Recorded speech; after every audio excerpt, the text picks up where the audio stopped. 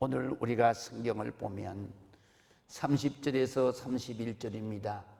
시몬의 장모가 열병으로 누워 있는지라 사람들이 곧 그 여자에 대하여 예수께 여짜온데 나아가사 그 손을 잡아 일으키시니 열병이 떠나고 여자가 그들에게 수종되니라 그랬습니다. 이 말씀을 우리가 생각하면서 오늘 감사로 열리는 새로운 세상, 예수님의 세상, 그리고 예수의 세계를 여러분들이 축복받는 역사가 있기를 주의 이름으로 축원합니다. 오늘 성경의 내용은 이런 내용입니다. 예수님께서 가버나움에 가셨습니다. 사실은 예수님께서 바로 이 공생애를 사시면서 선교의 전진 기지가 세 곳이 있었습니다. 한 곳은 바로 가버나움이었습니다. 할렐루야, 가버나움. 그리고 또 한 곳은 바로 예루살렘이었습니다. 그리고 또 한 곳은 예수님께서 자주 가시는 바로 나사렛이었습니다. 그런데 이 세 곳의 전지 기지 가운데서 가장 많이 선교하시고 오래 머무르셨던 곳이 어디냐? 바로 가버나움이에요. 그래서 가버나움에는 누구의 집이 있느냐 하면 베드로와 그리고 이 요한, 야고보 이런 제자들의 집이 가버나움에 있었습니다. 그래서 오늘 성경에도 보면 예수님께서 하나님의 말씀을 전거하시고 제자들을 선택하시고 그리고 선교하시면서 그러면서 가버나움으로 가셨는데 그때에 시몬과 안드레의 집으로 가셨다. 29절에 그렇게 기록되어져 있습니다. 야고보와 요한과 함께 시몬과 안드레의 집에 들어갔으니 그렇게 기록되어 있습니다. 시몬이 누굽니까? 예수님을 만나기 전에 베드로의 이름이 시몬입니다. 그래서 시몬과 안드레 형제입니다. 그래서 시몬과 안드레가 사는 집입니다. 그 집에 들어갔더니 거기에 누가 있느냐 하면 바로 환자가 한 분 계셨어요. 그분이 누구냐 하면 베드로의 장모였습니다. 그래서 신학자들은 이 집이 베드로의 집이면 장모님이 와오신 것이고 아니면 바로 장모님의 집에서 사는 처가살이를 하면 바로 베드로가 처가살이를 하는 거예요. 그래서 하여간 그곳이 장모님의 집이라고 그렇게 또 표현을 하기도 합니다. 그런데 그게 가니까 그 장모가 열병에 누워서 꼼짝을 못하는 거예요. 그때 그 따라갔던 그러니까 베드로뿐만 아니라 거기에 있던 제자들과 그리고 일행들이 이 장모에 대해서 예수님 앞에 여짜온데 이야기를 한 거예요. 그랬더니 예수님께서 그 장모에게 가셔서 손을 탁 내미시면서 잡아 일으키십니다. 그러니까 그 순간에 이 장모가 깨끗하게 나와버려요. 얼마나 감사했겠어요. 열병으로 누워서 정말로 언제 죽을지 모르는 죽을 날을 기다리고 있던 이 사람이 예수님이 친히 오셔서 손을 잡고 일으켜서 새로운 인생을 살게 하셨잖아요. 그래서 이 여인이 너무너무 감사한 거예요. 그래서 툭툭 들고 일어나가지고 그래서 오늘 성경에 보니까 즉시 부엌으로 가서 그들에게 수종을 드니라. 믿으시면 아멘. 여기 수종을 든다는 얘기는 무슨 얘기냐면 식사를 준비해서 대접을 하고 식사하는 것에 모든 그러한 것을 다 수종, 심부름을 다 해서 그들을 섬겼다라는 얘기입니다. 우리가 이 말씀 속에서 우리가 항상 은혜 받고 기도해야 될 것은 오늘 성경에 보니까 열병으로 죽어가던 그 여인이 이 건강하게 준 예수님께서 치유해 주시고 고쳐주시고 고쳐주신 데는 목적이 있었어요. 그 목적이 뭐냐 하면 바로 이 장모에게 사명이 있었다는 거예요. 그 사명이란 게 뭐냐? 예수님의 그 일행을 섬기는 사명이에요. 예수님께서 이 전진 기지가 있다고 그랬잖아요. 가버나움. 그러면 가버나움에 계셨을 때에는 항상 누가 섬겼느냐? 바로 베드로의 집에서 그 장모가 수종을 들은 거예요. 그러면 예수님께서 예루살렘으로 가셨을 때에는 예수님께서 여리고성을 지나서 그리고 유대 광야 그 정말로 험난한 곳이거든요. 그 길을 올라가서 그래서 고개 마루턱에 가면 거기에 가면 반드시 저녁이 되고 그 다음에 식사 때가 되는 거예요. 그래 그곳을 우리는 뭐라고 그러냐? 베단이라고 말합니다. 그 베다니에서는 꼭 묵어가는 집이 있어요. 그 집이 바로 나사로의 집이에요. 나사로와 마르다와 마리아의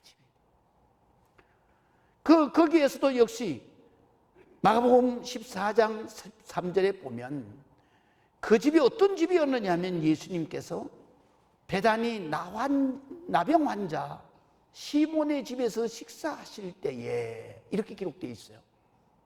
이 말씀에 보게 되면 베다니에서 바로 시몬이라고 하는 것은 나사로 시몬을 말하는 거예요. 그 시몬이 무슨 병에 걸려 있어요? 나병에 걸려. 그래서 예수님이 찾아가시는 날 이 나사로가 나병에서 치유를 받는 거예요. 그리고 나서 그 다음에 거기에 너무너무 감사해서 그래서 그 나사로뿐만 아니라 바로 마르다와 마리아가 그 예수님의 제자들 일행이라 그러면 벌써 뭐 20명, 뭐 30명 이렇게 되잖아요. 그 많은 인원을 그 집에서 섬기기가 참 많이 힘들잖아요. 그래도 예수님께서는 바로 그 집에 들어가셔서 그 나사로의 병을 고쳐주시고 그 가난하고 삐삐한 그 집, 그러니까 두 여동생도 누이도 그 나이에 시집을 갈 수가 없다. 너무 가난해서. 그런 가운데서도 그 예수님이 그 집에 들어가시니까 나사로가 깨끗하게 치유를 받고 그리고 그 두 누이가 열심히 예수님의 일행을 섬기는 거예요. 할렐루야. 그래서 예수님께서는 바로 여리고를 거쳐서 예루살렘에 들어가기 전에 그 고개 마루에 있는 베다니에서 반드시 시몬의 집에서 거기에서 유숙을 하시면서 그들이 예수님을 섬기는 축복, 사명을 주신 거예요. 그 다음에 이 예루살렘에 들어가셨을 때에는 그때에는 또 누구의 집이 선택되었냐면 마가의 집이에요. 그래서 마가의 집은 초대교회가 되어버린 거예요. 우리 주님께서 들어가시고 우리 주님께서 이렇게 질병을 고쳐주시고 우리 주님께서 그 집의 문제를 해결하셨을 때에는 항상 그 가정에 뭐를 주시느냐? 사명을 주시는 거예요. 사명은 우리가 어떤 사명이냐?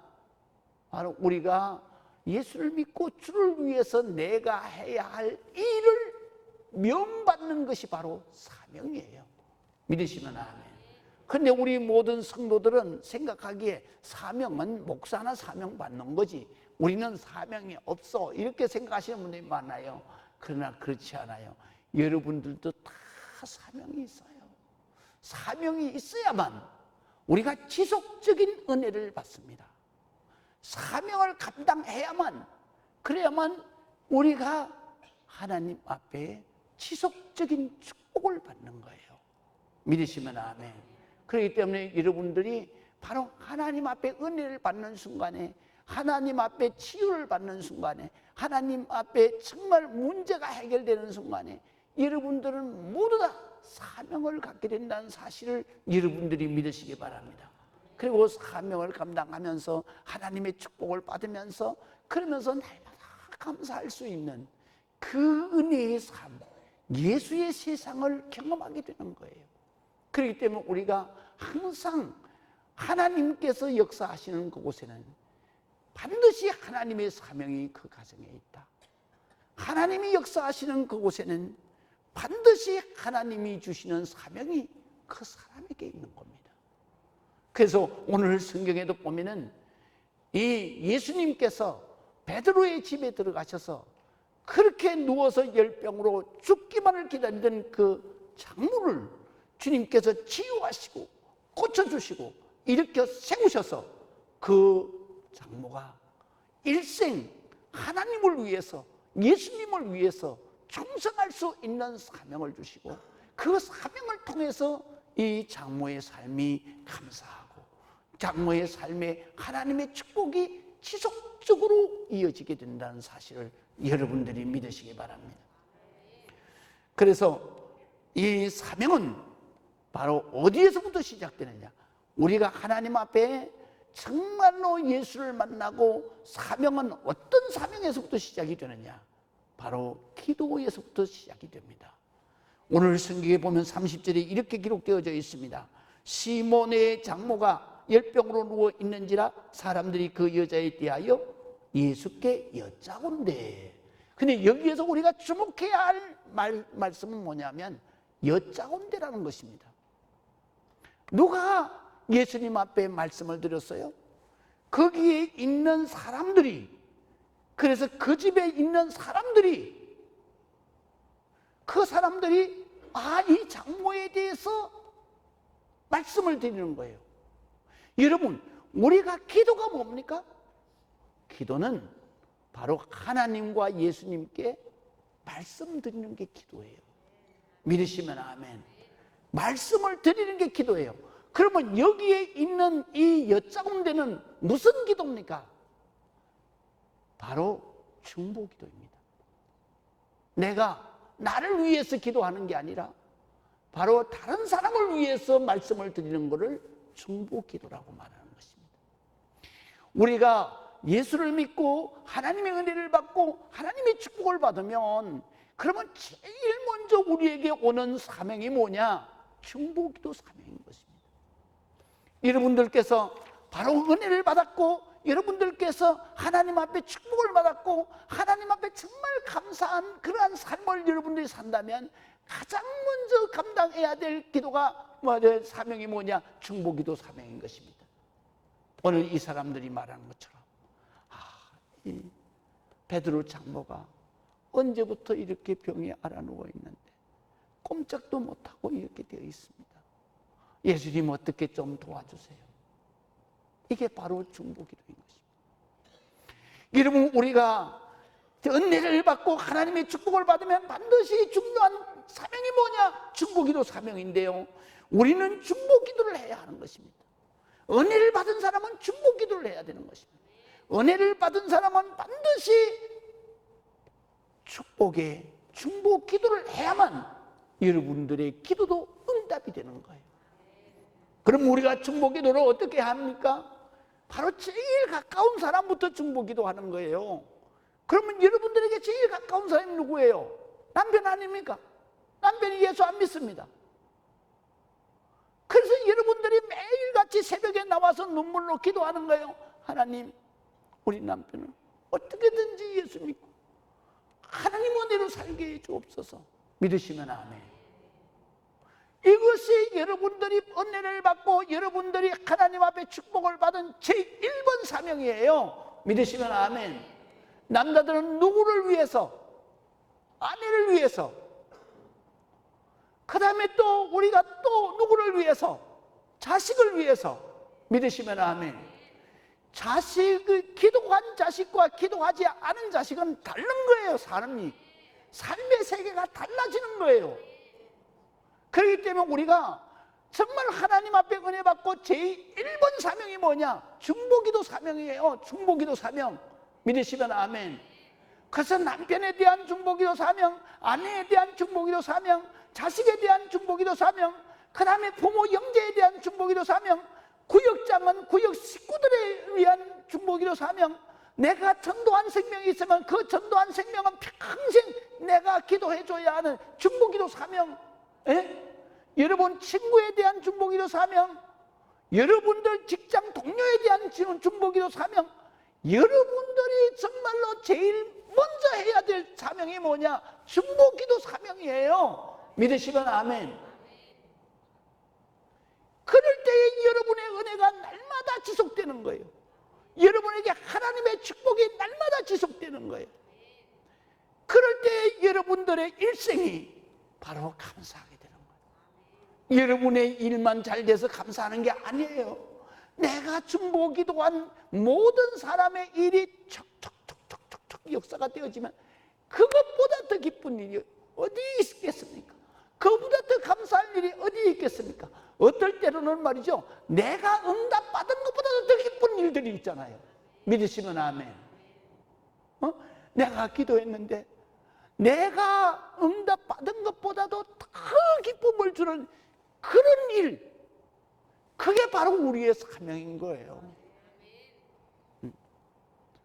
그 중에서는 목사를 위한 기도도 사명입니다. 믿으시면 아멘. 여러분들이 정말로 목사를 위해서 정말로 열심히 중보기도를 사명을 감당하고 그리고 중보기도의 은혜를 받으시면 반드시 하나님의 축복이 임할 것입니다. 믿으시면 아멘. 그래서 우리가 이렇게 중보기도 사명이 가장 중요하다, 이것을 여러분들이 믿고 그리고 하나님의 은혜로 역사하는 놀라운 여러분의 일생이 되시기를 주의 이름으로 축원합니다. 그 다음에 우리가 31절을 봅니다. 31절에 보면 나아가사 그 손을 잡아 일으키시니 열병이 떠나고 여자가 그들에게 수종되니라, 이렇게 기록되어 있어요. 여기에 우리가 주목할 말씀이 어디에 있느냐면 그 손을 잡아 일으키시니. 근데 놀랍게도 말이죠, 예수님의 그 사역 가운데서 보면 치유의 사역은 예수님께서 꼭 손을 잡는 사역이 참 많았어요. 예수님의 손을 안 잡으시면 그 사람이 예수님의 손을 잡아요. 예수님의 손을 잡기가 민망한 여자들은 어떻게 해요? 예수님 뒤로 돌아가서 옷자락을 잡아요. 근데 옷자락을 잡아도 역사가 일어나요. 믿으시면 아멘. 그래서 우리가 복음 선교할 때 그러잖아요. 주님여 이 손을 꼭 잡고 가소서. 믿으시면 아멘. 저도 참 많이 불렀어요. 혼자서 철회할 때마다 주님여 이 손을 꼭 잡고 가소서. 할렐루야. 주님이 잡아주셔야 돼요. 우리의 인생은 내 마음대로 되는 게 아니에요. 내 원하는 대로 되는 게 아니에요. 우리의 인생은 주님이 내 손을 잡아주셔야 돼요. 주님의 손길로 내 인생을 잡아주셔야 돼요. 여러분들이 기도할 때 하나님, 나를 그 거룩한 손으로 잡아주시옵소서. 내 인생을 붙들어 주시옵소서. 내 인생을 주님께서 붙들어 이끌어 주시옵소서. 여러분 중보 기도할 때도 마찬가지입니다. 주님이여 내 남편을 내가 어찌할 수가 없습니다. 주님이여 남편의 손을 꼭 붙잡아 주세요. 주님이여 남편의 인생을 꼭 붙들어 주세요. 그리고 주님이 이끌어 주셔야 합니다. 주님, 내 자식을 내가 어떻게 할 수가 없어요. 저는 요새도 그렇게 기도합니다. 내 자식을 내가 어떻게 할 수가 없어요. 딸 같은 경우에는 내가 미국에 가서 어떻게 도와줄 수도 없잖아요. 보고 싶어도 갈 수도 없잖아요. 에? 그러니까 맨날 기도하는 게 뭐예요? 주님이 그 집을 붙들어 주셔야 합니다. 우리 딸의 손을 꼭 잡아 주셔야 합니다. 우리 딸의 인생을 꼭 잡아 주셔야 합니다. 여러분, 우리가 주님이 잡아 주셔야 그 인생이 복음받아요. 주님이 잡아 주셔야 그 인생이 하나님 앞에 쓰임을 받는 거예요. 그 불행한 삶이 행복한 삶으로 바뀌어지는 거예요. 여러분이 정말로 주님이 나를 붙들어 주시듯이 정말로 사랑하는 영혼들을 붙들어 주시고 사랑하는 영혼들의 기도를 들어주시고 사랑하는 영혼들을 붙들어서 이끌어 주셔야만 된다. 우리는 이런 사명적 기도를 많이 해야 되는 거예요. 여러분들이 이렇게 기도할 때에 하나님께서는 여러분들을 반드시 붙드시고 인도하시는 것입니다. 주님의 손에 붙들려야 된다는 것입니다. 옛날에 이 부산의 어느 교회에 손영수 집사님이라고 그분이 계셨는데요, 그분이 뭐를 하시는 분이냐면 수산물 도매를 하시는 분이에요. 근데 이분은 어렸을 때부터 교회라고는 다녀보지는 않았고, 그런데 결혼한 그 아내가 주일학교를 좀 다녔다는 거죠. 그런데 주일학교를 다녔으면은 그 불신자 가정에 결혼을 했으면은 전도해가지고 교회 나가야 되잖아요. 그런데 그냥 불신자처럼 살아가는 거예요. 그래가지고 몸만 조금 아파도 무당 불러다가 구슬한 거예요. 그러다가 몸이 자꾸 약해지면서, 그러면서 구슬하는 횟수가 점점 많아지고, 그러다가 어느 날 무당이 와서 당신은 신내림이 있다. 그래가지고 그 내림굿을 하잖아요. 그래 아내가 맨날 아프니까, 그래서 아내가 그냥 내림굿을 받은 거예요. 그때부터는 이 아내가 남의 인생을 자꾸 간섭을 하더라 이거예요. 지뢰가는 사람한테도 저거 죽는데? 그리고 저 집에 망하는데? 그래가지고 거기 자기 집에 바로 자기 아내한테 정보로 오는 사람이 점점 많아지고, 그 다음에 정보 온 사람들이 전부 다 하는 말이 신통하게 맞는다. 그러니까는 소문이 막 퍼지고, 그러다 보니까 또 이 무당이 뭐라고 하냐면 그 신방을 차려야 된다. 그래서 자기 집에다가 완전히 신방을 차린 거예요.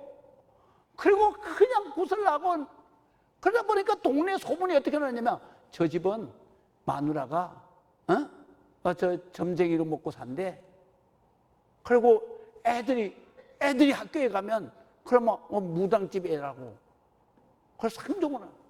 그 애들이 집에 들어오면 그 집에다가 신방을 차려놨으니까 얼마나 그냥 엄산하고 그렇습니까? 애들이 그냥 집에를 안 두는 거예요. 그런데도 그냥 그 아내는 점점 더 허약해지고 점점 더 그냥 정신적으로 이상이 발작이 되는 그러다가 그 남편이 정말 이래가지고는 안 된다. 당장 집어쳐라. 말을 안 듣는 거야. 집어치면 자기가 죽는 거야. 자기가 살기 위해서. 나중에는 막 아이들이 와가지고 엄마 난 정말 이런 집에 살기 싫어. 나 막 집 나갈래. 막 그러니까 아버지가 얼마나 걱정이 돼요. 그래가지고 그냥 도끼를 들고 들어가서 다 두드려 부셨다는 거예요. 그러니까 부인이 그냥 막 자기 죽는다고 막 발작을 일으켜 난리를 치는데, 그 부인을 데리고 그리고 그냥 무조건 교회로 달려갔다는 거예요. 왜 달려갔냐면 자기는 하나님도 모르고 예수님도 모르는데 들은 말이 있다는 거예요. 그게 뭐냐면 귀신도 예수님 앞에는 꼼짝 못한다. 그 말을 어디서 주워 들은 거예요. 그래가지고 뛰어갔는데 그날이 토요일인 줄도 모르고 갔다는 거예요. 그래서 토요일인 줄 모르고 갔는데 목사님이 설교 준비를 하시다가 이 무당 부부가 달려오니까, 그러니까 그래서 기도해주고 그 다음에 예수 그리스도를 그 말씀을 증거해 주면서 지금부터는 이렇게 해야 됩니다. 이렇게 해야 됩니다. 그러면서 성경책을 한 권 딱 주시면서 여기서부터 여기까지 읽으십시오. 그래야지 마귀가 역사 못합니다. 그래서 그거를 들고 와가지고 그거를 밤새도록 안 읽으면 또 마귀가 발작을 일으킬 것 같아가지고 두 부부가 밤새도록 목사님이 가르쳐주는 거를 갖다 10번 20번을 계속 읽었던. 그리고 날을 꼬박 세고 그 다음날 주일날이잖아요. 그래가지고 새 옷을 갈아입고 그리고 교회에 갔는데 예배를 드리는데 자기 몸에서 귀신이 떠나가고, 할렐루야, 자기 정신이 맑아지고 그리고 건강이 회복되고, 그래서 예배 끝나고 난 다음에 목사님한테 안수 기도를 받고 그날로부터 교회를 다니는데, 교회에서 행사가 있다, 예배가 있다, 전혀 한 시간도 안 빼먹고, 그거 빼먹으면 또 귀신이 역사할까 봐서 그래 가지고 한 시간도 안 빼먹고 새벽 기도까지 철저하게 드렸는데요. 그런데 놀랍게도 그 아내가 완전히 건강을 회복하고, 그리고 교회의 봉사자가 되고, 그리고 집사가 되고, 자기도 집사가 되고, 그리고 자기 사업은 그냥 가정이 평안하니까 자기 사업이 너무 잘 되고, 믿으시면 아멘. 그래서 간증을 하더라고요. 우리가 주님 손에 붙들리기만 하면 우리의 인생은 불행 끝, 행복 시작입니다. 믿으시면 아멘. 우리가 이 땅 위에서 살아가면서 그 어느 누구도 우리의 행복을 책임질 아무도 없습니다. 여러분, 우리의 행복은 주님의 손에 붙들려야 되는 것입니다. 주님께서 우리를 붙들고 일으키셔야 되는 것입니다. 그럴 때 우리의 삶의 모든 문제가 해결되는 것입니다. 어떤 질병도 치료되는 것입니다. 어떤 문제도 해결되는 것입니다. 하나님의 역사가 일어나는 것입니다. 믿으시면 아멘. 그 인생이 달라지는 것입니다. 마지막으로 오늘 성경에 봅니다. 31절에 보면 그 손을 잡아 일으키시니 열병이 떠나고 여자가 그들에게 수종드니라. 여러분, 병고침을 받은 사람은 압니다. 하나님 앞에 기적적으로 응답받은 사람은 압니다. 은혜를 체험한 사람은 압니다. 그 자기가 치유받았을 때에 그 기쁨과 감사는 말로 표현할 수가 없습니다. 믿으시면 아멘. 여러분, 팔짝팔짝 뛰어도 성이 안 풀리는 그런 은혜 받아보셨어요? 막 소리를 지르고 막 춤을 추어도 막 이 감동이 많이 가라앉지 않는 그런 은혜를 우리가 받아봐야 되는 거예요. 믿으시면 아멘. 그런 은혜를 받을 때 우리의 인생이 달라지는 거예요. 오늘 성경에 나오는 베드로 장로는 정말로 발짝발짝 뛰고 춤을 춰도 그 감동이 멈추지 않는 그런 은혜의 기쁨을 그는 어떻게 표현했어요? 일어나서 부엌으로 달려가는 거예요. 믿으시면 아멘. 그리고 식사를 준비합니다. 그 수종드는 그 여인의 얼굴은 감사로 충만했을 거예요. 기쁨으로 충만했을 거예요. 믿으시면 아멘. 우리는 하나님 앞에 사명을 감당할 때 이 기쁜 은혜, 이 기쁜 감사, 그걸로 인하여서 정말로 예수의 세계가 얼마나 행복한가, 영생의 삶이 얼마나 큰 축복인가를 경험해야 되는 것입니다. 여러분, 우리는 정말로 한순간 한순간이 이런 감사가 넘치는 삶을 살아야 됩니다. 이런 기쁨이 넘치는 삶을 살아야 됩니다. 이런 정말로 세임이 숨솟는 그러한 놀라운 세계가 예수 안에 있습니다. 기도하시겠습니다. 아버지 하나님,